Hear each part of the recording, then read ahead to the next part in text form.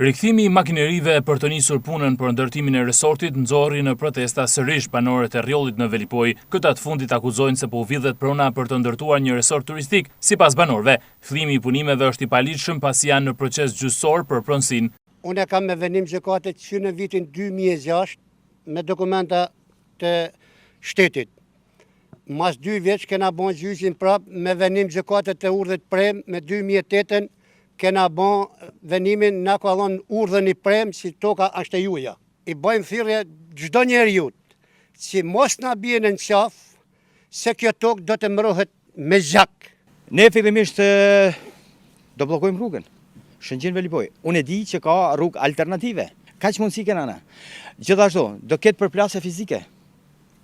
Do ketë, domethënë nuk ka mundësi se një liri a fitu në asnjë shtet botë pa çak. Ti filloni punë me këta kamiona. Unë si kam pa në Itali, kam ne 30 vjet. Filloni punë ti nuk e cop letër, se unë kam për të bëj këtë punë.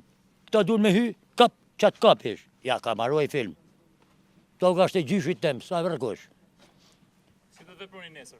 Na do të veprojmë, do të bisedojmë në fshatarët me njëri tjetrin, se në fshatarë janë pa qytetar. Dim bardhën e zezën. Bisedojmë e veprojmë. Banorët paralajmërojnë se duke nisur nga dita martë do të bllokojnë rrugën Shëngjin Velipoj, pavarësisht pranisë së policisë. Fshati turistik me vila hotele luksoze do të ndërtohet në kufi mes Ranës së Hedhun dhe zonës Baks Rjoll në Velipoj.